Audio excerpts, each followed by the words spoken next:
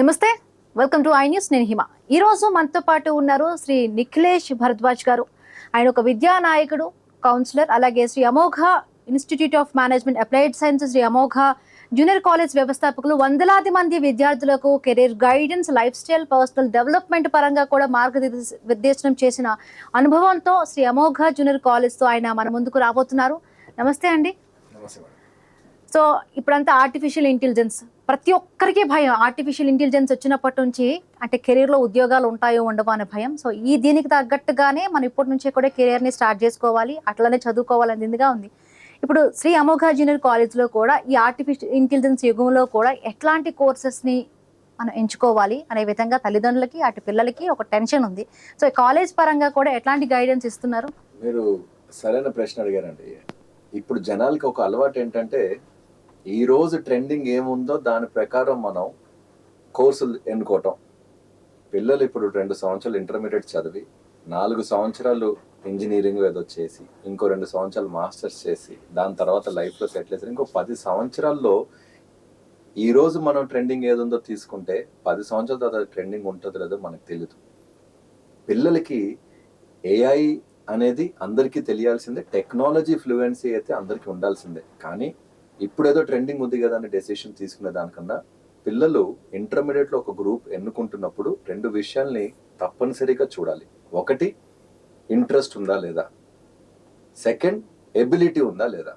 చెయ్యాలి అనే ఒక ఆలోచన ఉండాలి, పట్టుదల ఉండాలి, చేయగలిగే సత్తా కూడా ఉండాలి. ఎబిలిటీ, ఇంట్రెస్ట్, ఈ 2 పిల్లలకి దేంట్లో అయితే మ్యాచ్ అవుతున్నాయో అటువైపు వెళ్ళటం అనేది కరెక్ట్. అది ఎంపీసీ కానివ్వండి, బైపీసీ కానివ్వండి, ఎంఈసీ కానివ్వండి, సిఈసీ కానివ్వండి, లేదా కొత్తగా వచ్చిన ఏసీఈ కానివ్వండి, ఏ గ్రూప్ అయినా సరేను పిల్లలకి ఎటువైపు ఉంటే అటు. రెండోది, మనకి ఇంటర్మీడియట్లోనే అమోఘ జూనియర్ కాలేజ్లో ఎంఈసీ కావచ్చు, ఎంపీసీ కావచ్చు, కామర్స్ అయినా సైన్స్ అయినా సరేను స్టూడెంట్స్ ఐఐటి మెడ్రాస్ ద్వారా వాళ్ళు డేటా సైన్స్, ఆర్టిఫిషియల్ ఇంటెలిజెన్స్ కోర్సులు చేయటం కానివ్వండి, ఐబిఎం ద్వారా వాళ్ళు స్కిల్స్ డెవలప్మెంట్ చేసుకోవటం కానివ్వండి, టైమ్స్ ఆఫ్ ఇండియా క్లబ్ ద్వారా వాళ్ళు వేరే elocutions, debates, general knowledge, awareness నేర్చుకోవటం కానివ్వండి, ఇట్లా ఎన్నో పార్ట్నర్షిప్స్తో పిల్లలకి ఇంటర్మీడియట్లో ఐపీఈ ఎంట్రన్స్ ఎగ్జామ్ కోచింగ్తో పాటు వాళ్ళకి ఒక ఓవరాల్ డెవలప్మెంట్ అనేది జరుగుతూ ఉంటుంది. ఇందాక మీరు మాట్లాడుతూ కూడా చాలా వరకు కొంత గ్రూప్స్ మాత్రమే తెలుసు, ఎంపీసీ, బైపీసీ, ఎంఈసీ, సిఈసీ, కొత్తగా ఏసీఈ గురించి కూడా మాట్లాడుతున్నారు. సో ఏసీ గ్రూప్ అంటే ఏంటి, కొత్తగా ఏదైనా ఇప్పుడు లాంచ్ చేస్తున్నారా? ఏసీ అనేది అకౌంటెన్సీ, కామర్స్, ఎకనామిక్స్. ఇది కొత్తగా బోర్డ్ ఆఫ్ ఇంటర్మీడియట్ వాళ్ళు ఈ సంవత్సరం మనకి లాంచ్ చేయడం జరిగింది. మనకి సిబిఎస్ఈ చూసుకుంటే మాత్రం సిబిఎస్ఈలో మనకి ఏసీ అనేది ఇంతకు ముందు నుంచే నడుస్తుండింది. మ్యాథ్స్ వద్దు అని అనుకున్న కామర్స్ స్టూడెంట్స్కి జనరల్గా తీసుకునే ఆప్షన్ సిఈసి.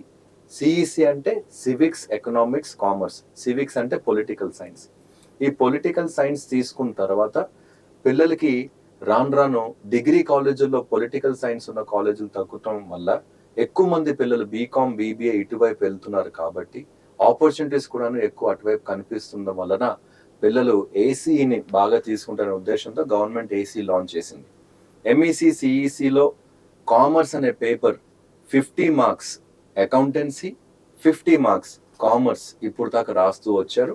ఏసీ పేపర్లో 100 marks accountancy, 100 marks commerce, 100 marks economics పేపర్ని వాళ్ళు చూసుకుంటూ ముందుకెళ్తారు. ఇప్పుడు చాలా వరకు కూడా ఐఐటి, జేఈ ఇంజనీరింగ్ పైన అంటే ఇప్పుడు కొంత అంటే ఈ ఆర్టిఫిషియల్ ఇంటెలిజెన్స్లో కూడా కొంత వాటి మీద ఇంజనీరింగ్కి వెళ్ళే విద్యార్థుల సంఖ్య ఏమైనా తగ్గుతోంది? ఎక్కువగా కూడా ఇంటర్మీడియట్ నుంచే కూడా అంటే డిగ్రీ వైపు వెళ్ళే విధంగా కూడా స్టూడెంట్స్ ఆ గ్రూప్స్ని ఎంచుకుంటున్నారా అండి? ఐఐటి, జేడబ్ల్ఈ అనే క్రేజ్ రాను కొంచెం తగ్గుతూనే ఉంది.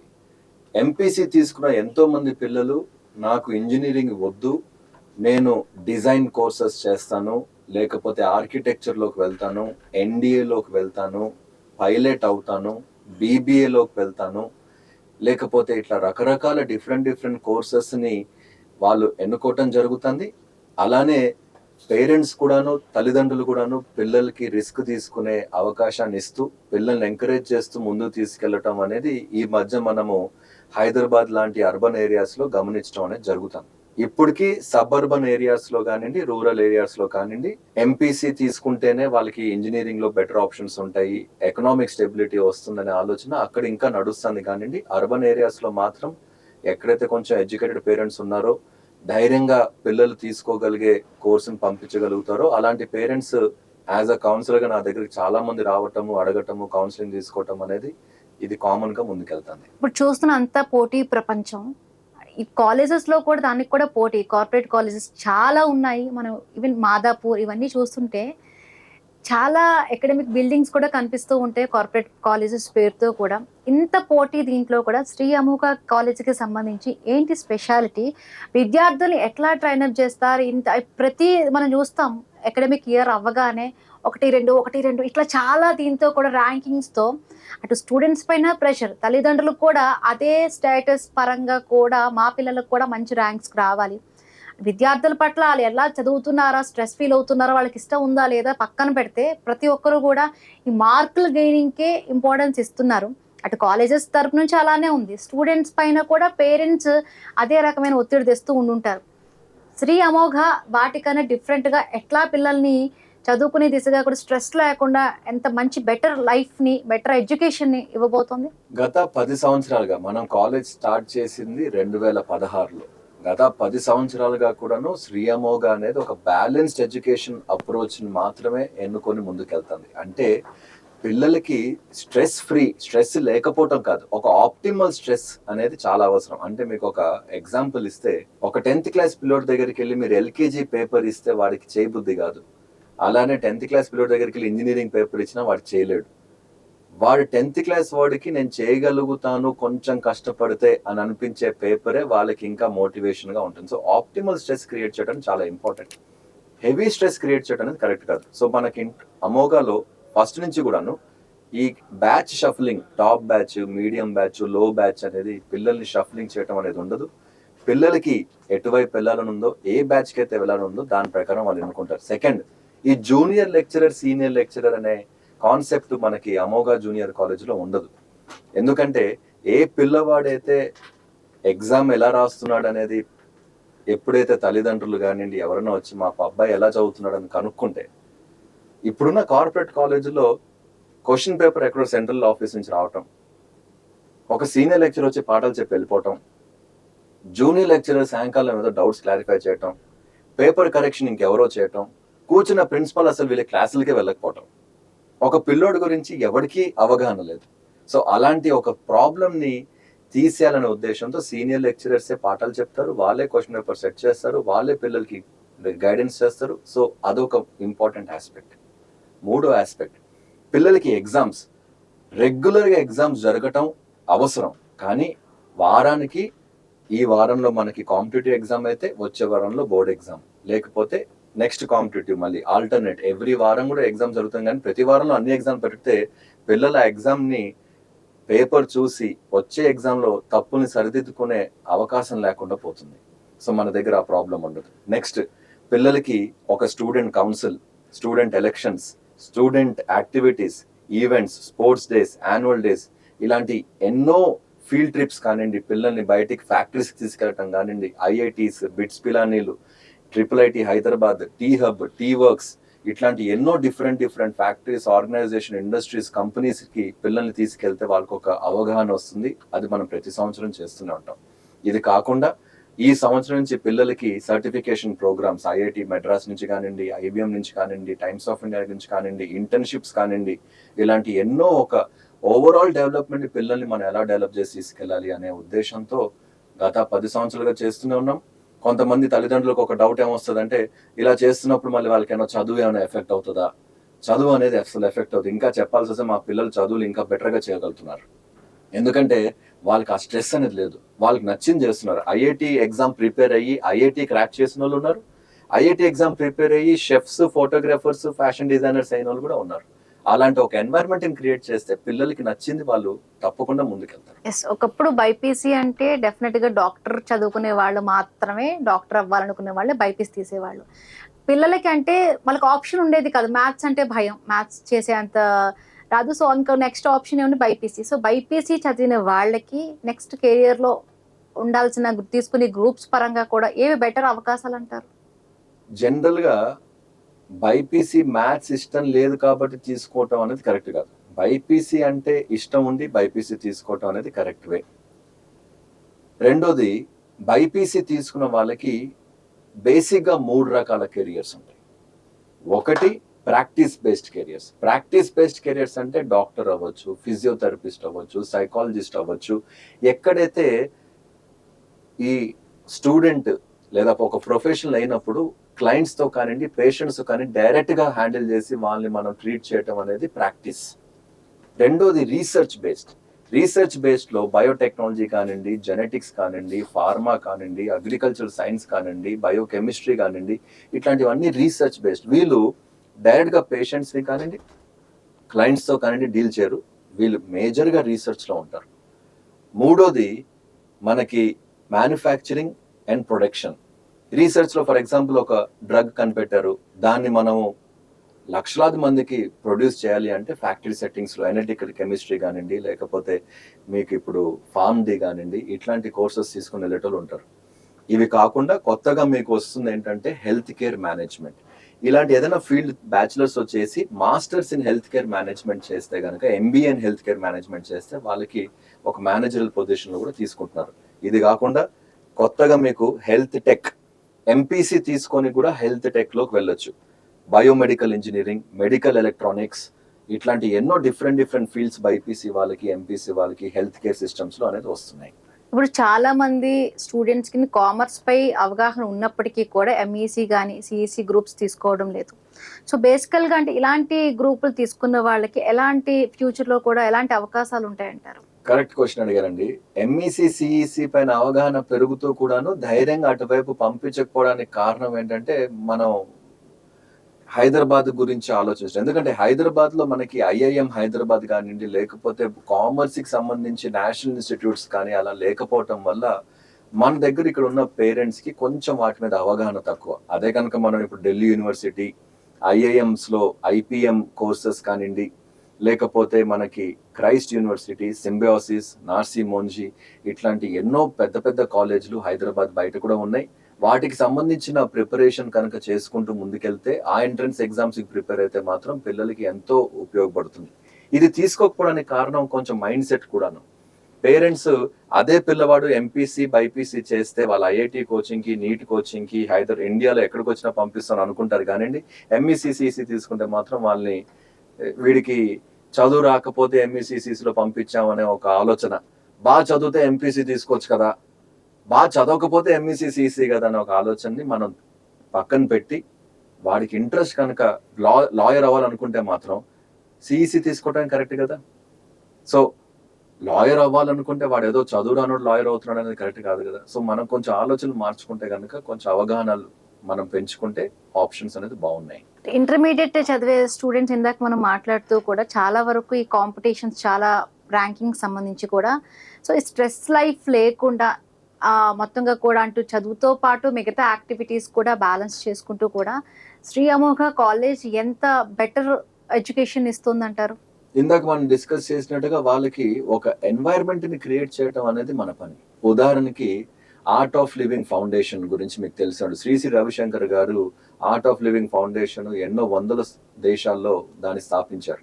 ఆర్ట్ ఆఫ్ లివింగ్ ఫౌండేషన్ వాళ్ళు మన దగ్గర మేధా యోగా ప్రోగ్రామ్ అని పిల్లలందరికీ కూడాను వాళ్ళకి ప్రాణాయామం, మెడిటేషన్, యోగా ఇవంతా కూడాను స్ట్రెస్ మేనేజ్మెంట్ ఎబిలిటీస్ ని పెంచడానికి ఈ కోర్సెస్ అనేది నేర్పిస్తూ ఉంటాం అందరికీ మ్యాండేటరీగా. ఎందుకంటే ఫ్యూచర్ లో మనకి స్ట్రెస్ తగ్గించుకోవటం కన్నాను స్ట్రెస్ ని హ్యాండిల్ చేసే కెపాసిటీ పెంచుకోవటం అనేది ఇంపార్టెంట్. ఎందుకంటే మనం ఉన్న ప్రపంచంలో నాకు ఇది చేయాలని ఇంట్రెస్ట్ లేదు, నా వల్ల కాదు అనుకుంటే కనుక మనం ఎదగలేం. నేను చేయాల్సిన పనులు చాలా ఉన్నాయి, కానీ స్ట్రెస్ ని హ్యాండిల్ చేసుకునే కెపాసిటీ కూడా మనలో ఉండాలి. కాబట్టి ఆ ఉద్దేశంతో ఆర్ట్ ఆఫ్ లివింగ్ ఫౌండేషన్ తో పార్ట్నర్షిప్ ఉంది. పిల్లలకి కాన్స్టెంట్ గా కౌన్సిలింగ్ చేయటము, మెంటర్షిప్ చేయటము, వాళ్ళు ఏదైనా ప్రాబ్లం ఉంటే కలిసి మాట్లాడటము. ఒక స్టూడెంట్ ని చూడంగానే మా టీచర్స్ కానివ్వండి, మా దగ్గర ఉన్న మెంటర్స్ కానివ్వండి, వాళ్ళందరికీ training, they are trained in such a way that ఒక స్టూడెంట్ చూడంగానే ఏరా ఇట్లా ఉన్నావు, ఈరోజు కొంచెం డల్గా ఉన్నావు, అంతా ఓకేనా కదా అని పిల్లలతో కాస్త మాట్లాడితే వాళ్ళే ఓపెన్ అప్ అవుతారు. ఆ స్ట్రెస్ అనేది ఆటోమేటిక్ తగ్గుతుంది. ఆ చదువులో కూడాను మనం వాళ్ళకి గైడెన్స్ ఇస్తూ ముందుకెళ్తే it will be really good. Yes, ఇంటర్తో అంటే ఎంత బాగా చదువుకోవాలి, మార్కులు ఒక్కటే కాదు, వాళ్ళు స్ట్రెస్ లేకుండా కూడా లైఫ్లో ఎట్లా సక్సెస్ అవ్వాలో కూడా చాలా బాగా చెప్పారు. బట్ ఇప్పుడు తెలంగాణలో ఇంటర్మీడియట్ సంబంధించి కూడా బోర్డు ఎటువంటి మార్పులు తీసుకొస్తోంది? ఈ రోజు మీరు గమనిస్తే గనక తెలంగాణ ఇంటర్మీడియట్ బోర్డులో పిల్లల స్ట్రెస్ తగ్గించడానికి చాలా మార్పులు అనేది ఆల్రెడీ గవర్నమెంట్ తీసుకొస్తుంది. ఎగ్జాంపుల్, ఎంపీసీ స్టూడెంట్స్ కి ఇప్పుడు మ్యాథమెటిక్స్ 75 మార్క్స్ ఒక్కొక్క పేపర్ ఉంటుంది. ఆ 75 మార్క్స్ కాస్త ఇప్పుడు 15 marks internal, 16 marks external theory అవుతుంది. అట్లానే ప్రాక్టికల్స్ 30 మార్క్స్ సెకండ్ ఇయర్ లో ప్రాక్టికల్స్ అనేది ఉంటాయి. ఈ 30 మార్క్స్ సెకండ్ ఇయర్ లో ప్రాక్టికల్స్ అనేది 15 మార్క్స్ ఫస్ట్ ఇయర్ లో, 15 మార్క్స్ సెకండ్ ఇయర్ లో అనేది డివైడ్ అవుతుంది. అట్లానే వీళ్ళకి కామర్స్ లో కానివ్వండి, లేకపోతే ఎకనామిక్స్ లో కానివ్వండి, అకౌంటెంట్స్ లో కానివ్వండి, ఇంటర్నల్ మార్క్స్ తీసుకురావటము, థియరీ పేపర్ లో కూడా మార్క్స్ తగ్గించడము, పిల్లల పైన ఒత్తిడి తగ్గించడానికి ఎన్నో ప్రయత్నాలు చేస్తాము. మనం పిల్లలకు కూడాను కాన్షియస్ గా చెప్పాల్సింది ఏంటంటే, ఇది మీ జీవితంలో డెసిషన్ మేకింగ్ ఏం కాదు, దీని ఒత్తిడి లేకుండా ఎలా ప్రిపేర్ అవ్వాలి అనేది ఒక సంస్థగా కూడాను ప్రతి జూనియర్ కాలేజ్ కూడాను ఆలోచించాల్సిన విషయం. ఇది గవర్నమెంట్ మాత్రమే తీసుకోవాల్సిన పనులు కాదు.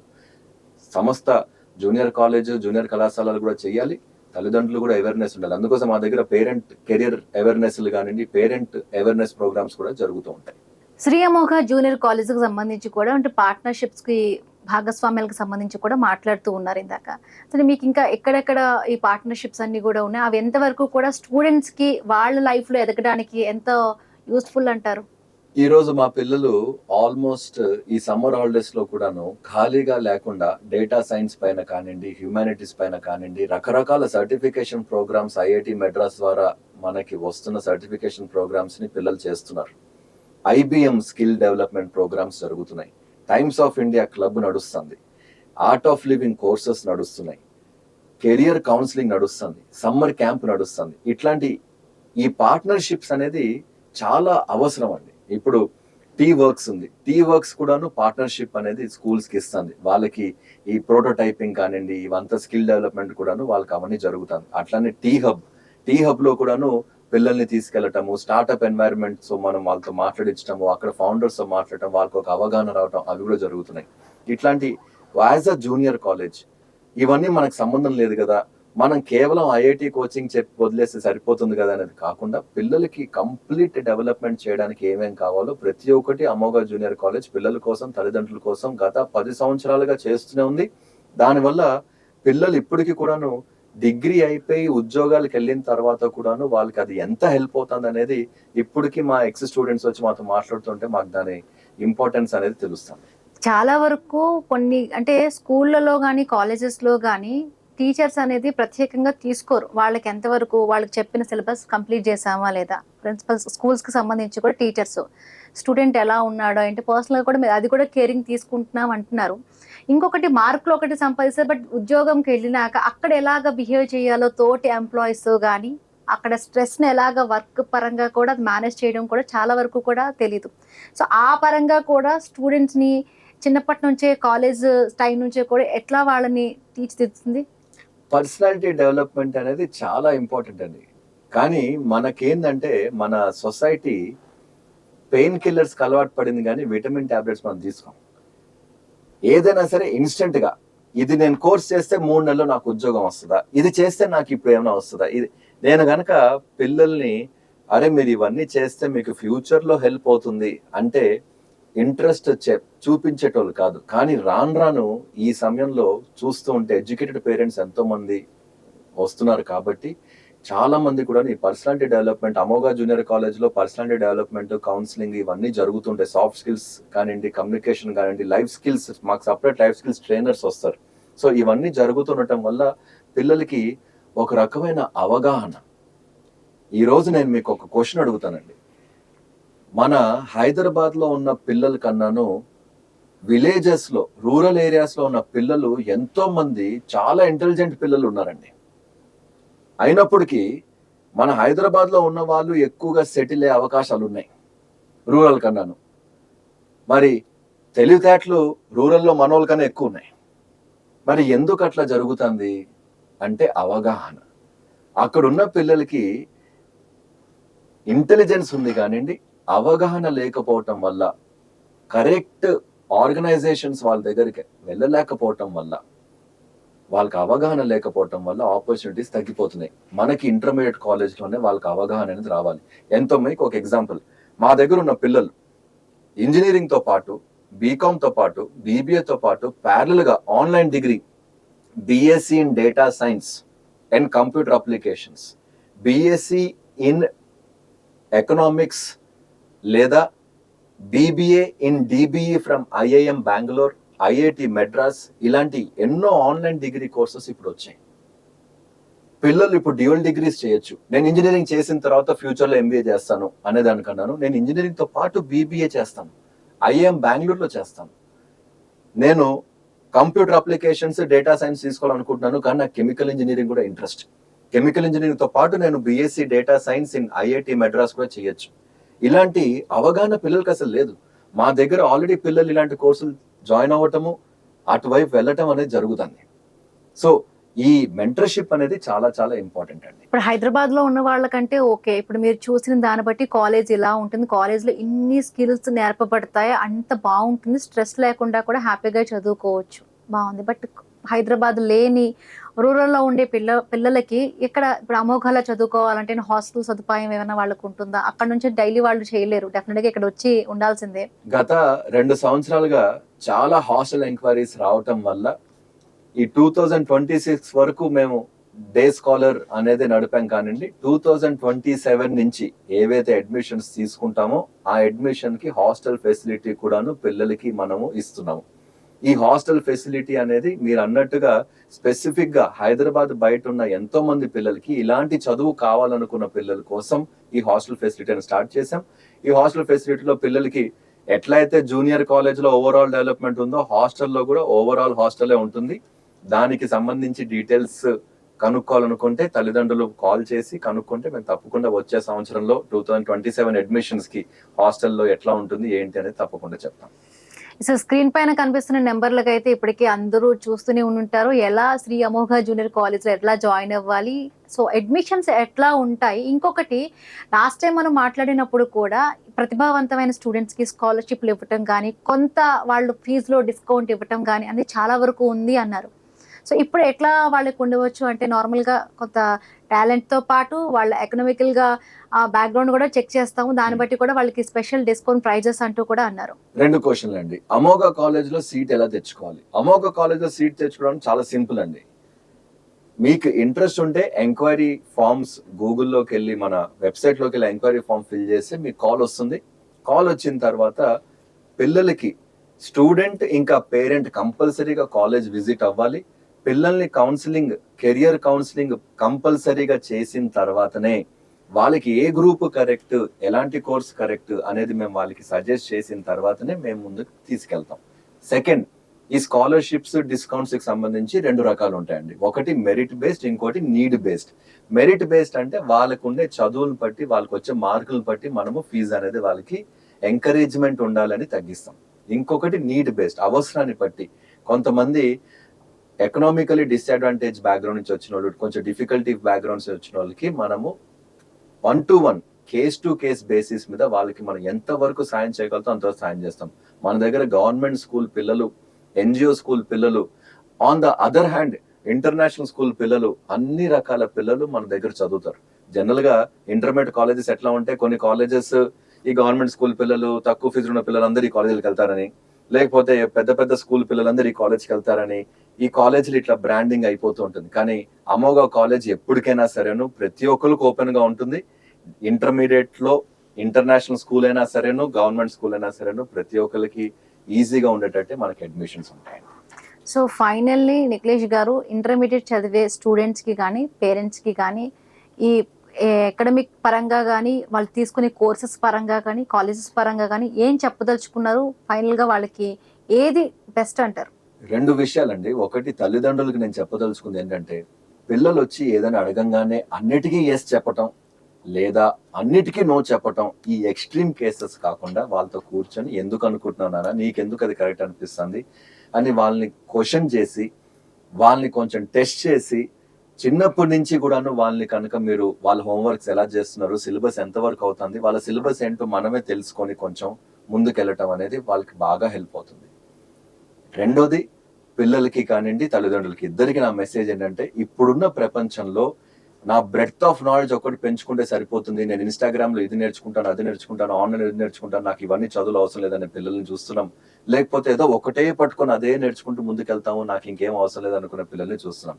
ఇలా ఓన్లీ డెప్త్ మీదనో ఓన్లీ బ్రెడ్త్ మీదనో కాకుండా బ్రెడ్త్ డెప్త్ రెండింటిని మనం పెంచుకుంటూ చదువుల్ని ముందుకు తీసుకెళ్ళాలి. అది ఓన్లీ కాలేజ్ పైనే బేస్ చేసుకోకుండా మన సెల్ఫ్ స్టడీ కూడాను ఇంప్రూవ్ చేసుకుంటూ ముందుకెళ్ళాలి. మీకు ఏమైనా డౌట్ ఉంటే కనుక స్క్రీన్ మీద ఉన్న నెంబర్కి మీరు ఫోన్ చేసి తప్పకుండా మేము గైడ్ చేస్తాం. అయితే థ్యాంక్ యూ సో మచ్ అండి నిఖిలేష్ గారు. సో ఇంకెందుకు ఆలస్యం, స్క్రీన్ పైన కనిపిస్తున్న నెంబర్లకి కాల్ చేసి శ్రీ అమోఘ జూనియర్ కాలేజ్ సంబంధించి కూడా అడ్మిషన్స్ తీసుకోండి. సో కాలేజ్ అంటే భయపడాల్సిన అవసరం లేదు, అక్కడ కాంపిటేటివ్ రంగం కాబట్టి అన్ని స్కిల్స్ అక్కడ నేర్పించబడతాయి ఎడ్యుకేషన్ పరంగా. కానీ అంటే ఇంకొకటి చాలా వరకు కూడా ఇంట్లోనే పేరెంట్స్ గురించి మాట్లాడుతున్నారు. అంటే ఇప్పుడు ఎవరైనా కూడా స్టూడెంట్స్ కాలేజ్కి వస్తే వాళ్ళకి ఏ కోర్సెస్ అయితే మంచిది, వాళ్ళకు ఇంట్రెస్ట్ ఏంటో కూడా ఈ శ్రీ అమోఘ కాలేజ్లో ఉన్న టీచర్స్ కానీ కాలేజెస్లో ఉన్న లెక్చరర్స్ వాళ్ళందరూ కూడా వాళ్ళ స్పెషల్ ఇంట్రెస్ట్ బట్టి కూడా వాళ్ళకి గైడ్ చేసే అక్కడ మంచి ప్రతిభావంతమైన లెక్చరర్స్ ఉన్నారు. సో ఇంకేం ఆలస్యం చేయకుండా స్క్రీన్ పైన కనిపిస్తున్న నెంబర్కి కాల్ చేయండి, కాల్ చేసి అడ్మిషన్స్ తీసుకోండి. సో ఇది వాళ్ళ special program. Keep watching iNews. మీతోని ఈవెంట్.